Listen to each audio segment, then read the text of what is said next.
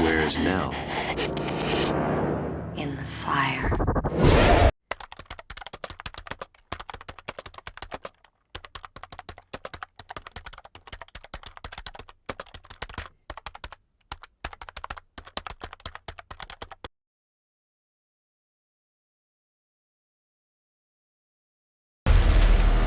No. Oh my god. Turn off that light.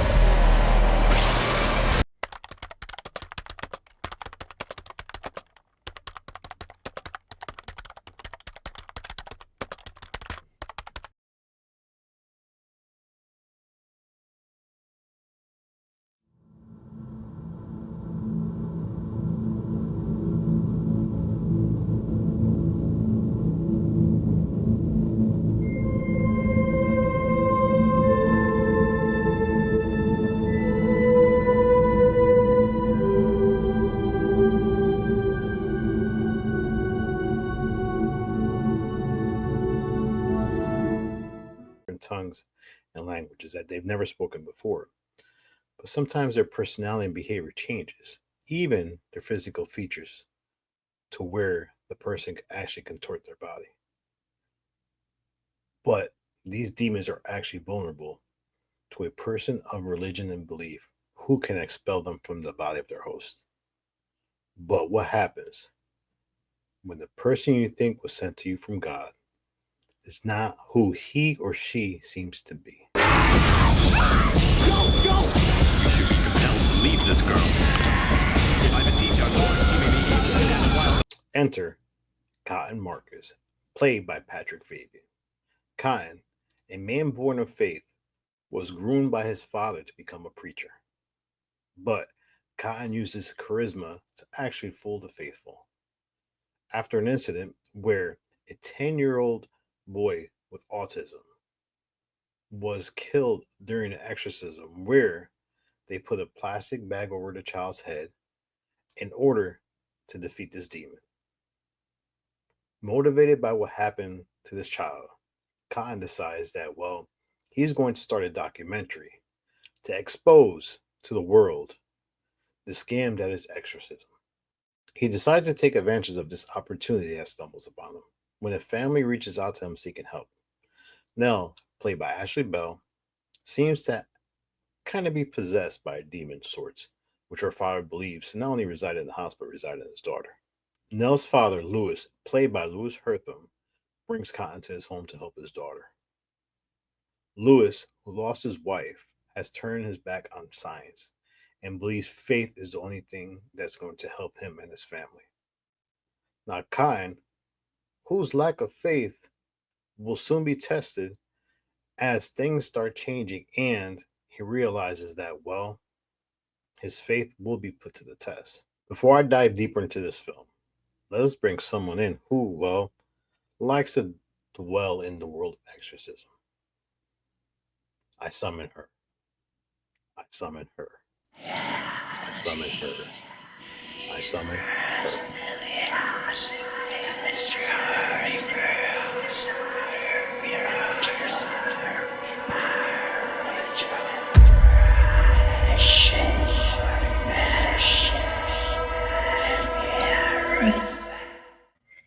Hey, Lost and Found fans, it is Lexi, the fourth corner.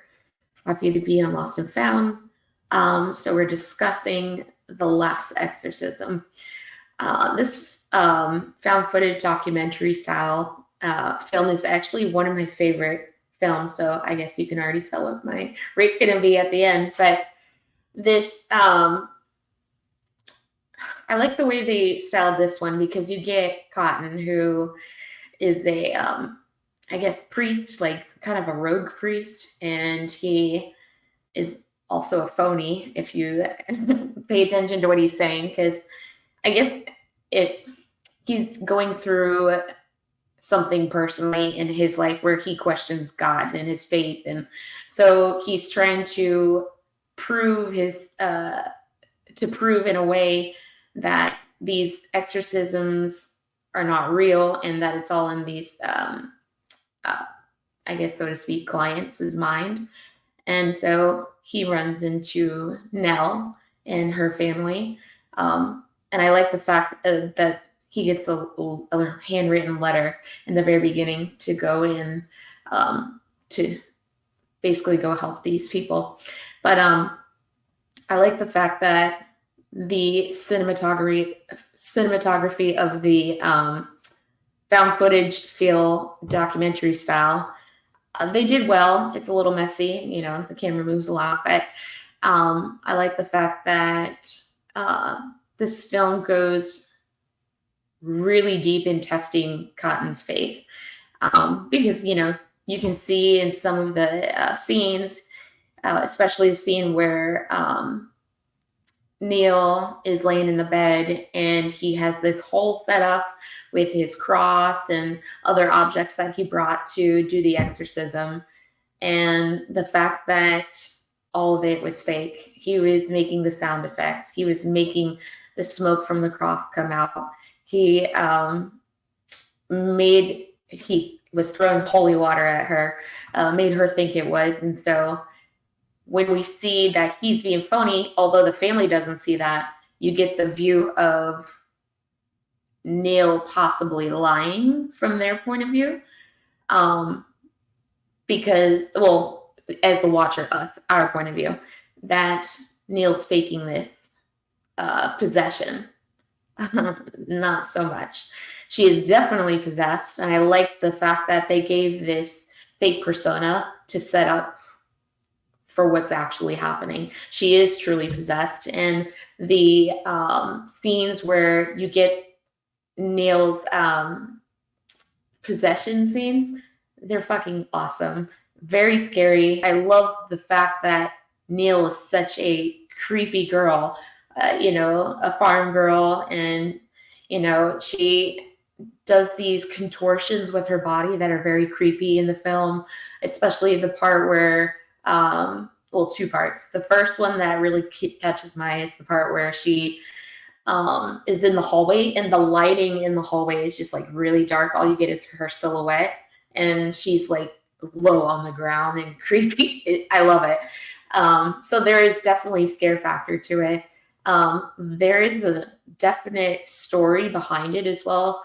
The fact that the priest, like I said, his faith is being tested, and there's moments where I guess some of parts of his past comes through Neil, and the devil speaking and basically taunting on his past. And they also realize near the end of the film that the town, the town's priest, and they're all into some type of satanic worshiping stuff. So the whole breakdown of the film is a must watch, because to me, it's just one of those films that has a story behind the found footage. So for me, this is definitely a found. And I appreciate one more thing that I was trying to mention of the possessions was when they were in the barn. And this is probably one of the scarier moments of the film, where she's contorting backwards. And, again, Cotton's really trying to fight what's real within himself. Obviously, he was coming off as phony, but now that his faith is being tested, he's really trying to save this girl. And so the whole scene where he's doing an exorcism in the barn, the devil's taunting and within Nell, taunting him, and it's just the whole scene is just so, it makes your skin crawl a little bit, because if you've seen me on the show before, or any of the shows on the channel, I have a thing for broken bones. I can do blood, guts, and gore, but the broken bones where, she's bending her fingers backwards and she's counting. I think, if I remember correctly, she wanted him to be quiet and to see how long. And so she broke the fingers back, Nell's fingers backwards. Just the whole thing, and the neck cracking, and makes my skin crawl, because any type of broken bones just freak me out in frogs. But anyways, that's a different story. Overall, this film is The Found. It's a must watch, and that's it. Thank you, Lexi, for your interpretation of this film and what you thought about this film. Now, one of the characters I want to talk about is Caleb, played by Caleb Jones. Knows that Khan is a fraud. He had his ideas about Khan, and well, he knows that Khan is not the man who he seems to be. After an incident where Nell attacks Caleb to the point where she slashes his face, things start to begin to take this turn. Now, after all these secrets are revealed and unleashed upon the family, we soon start watching Lewis fall apart. Lewis, who, a man of faith, starts thinking that, well, maybe this man Khan is not the person that is going to help his family. But what Khan actually ended up doing, because he knew that Lewis did not take his advice as far as seeking psychological help for Nell. Now, I'll talk about Pastor Manley towards the end, but what I like about this film is how the fact that you have Khan, who uses his demon Abalom as the one that is the one possessing inside of Nell, residing inside her as the main demon. Now, earlier in this film, which you saw Cotton talking to his father about this book of demons and basically how his father, bragging rights, did 150 exorcisms, which kind of lead you to believe did he really do them or was this part of a scam that he was showing his son as well. But we soon find out that there are a lot of details and secrets about this town. Now, there are scenes prior in this film when Cotton reaches a small town where people start telling him about this cult.